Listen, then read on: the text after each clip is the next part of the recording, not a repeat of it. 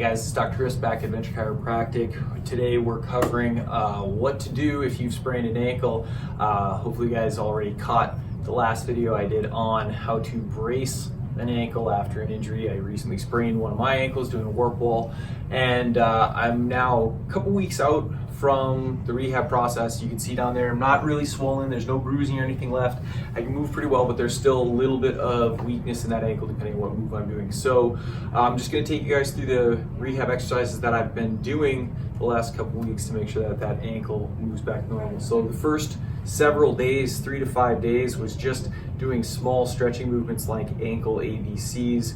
We start out pretending our big toe is a pin, and we're just drawing the alphabet A, B, C as big as we can. That first day was pretty sore, so those letters were tiny, but over the next several days we worked our way up to doing bigger letter A's and working all the way through those movements as much as we possibly can. Just do once through the alphabet, once in the morning and once in the evening. So I had an inversion sprain, which means I rolled my ankle inward like this. There was tearing on ligaments out here. So what we're going to try to do is bring our foot in just till we feel that tightness but not pain, and then start strengthening by pulling the foot outward, which works really well with this type of band. We can also work it in all the other directions too. If I just change my foot position a little bit, I can bring my foot up and start dorsiflexing or bringing it straight up and down as best I can, trying to keep that leg straight. And then we can, of course, switch that attachment for where the band's looped at.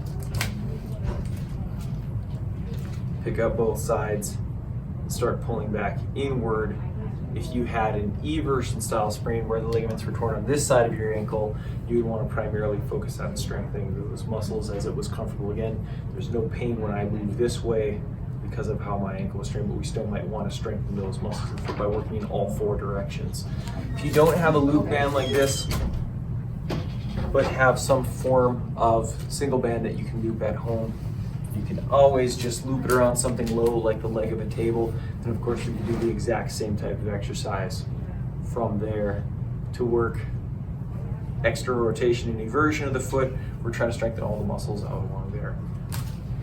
If we're done with band exercise and strengthening, we might want to strengthen the bottom of the foot as well by taking in a towel, setting it down, and then just working on gripping. Now I'm still fairly weak on this actually, and as I grip in, I'm really only able to get a little bit of that towel at a time and try to crunch in further, but I would have been trying to strengthen the foot by scrunching a whole towel down 2 to 3 times, and it's just inch by inch as those muscles are still a little bit weak from the sprain. So that usually is going to take you 10 plus scrunches to try to get that towel inward, work those muscles in the bottom of the foot, but that one shouldn't hurt at all up here. Next clip, we'll go ahead and talk about more strengthening of your balancing movements.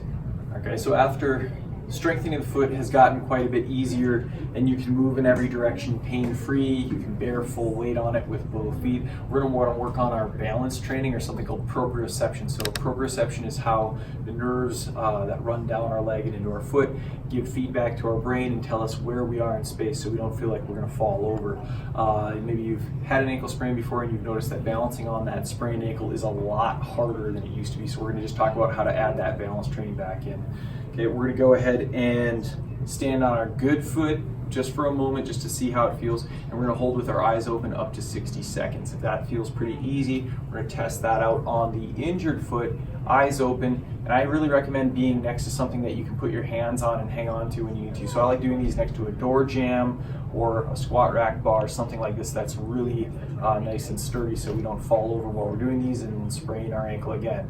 So we're going to hold this as long as we can, and you notice that that foot really wants to wiggle a lot more on this side than what I felt on the side that hasn't been sprained. We're going to hold that up to 60 seconds. When holding 60 seconds easily with the eyes open can be done, then we're going to go ahead and start holding in an outstretched position, hands a little bit further away from the body, work our way back up to 60 seconds.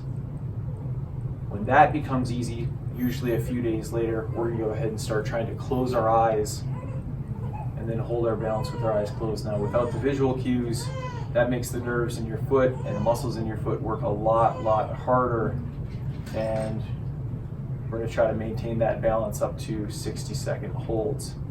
Typically, when you're done reaching 60-second holds that way, you can start safely doing plyometric training. So things like small jump squats, and you start real small with these because you can be surprised at how much impact can still cause pain down there, even when most other weight-bearing exercises don't hurt.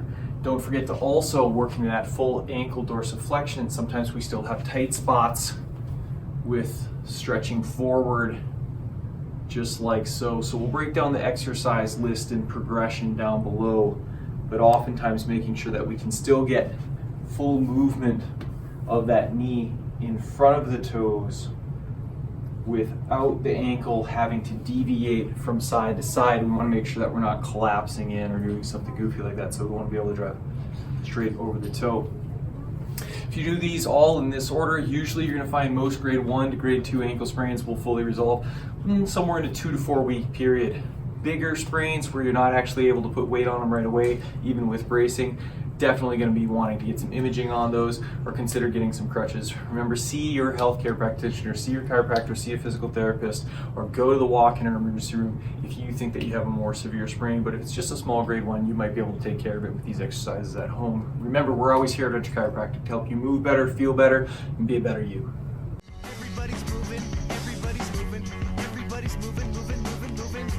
Everybody's moving, everybody's moving, everybody's moving, moving, moving, and stop.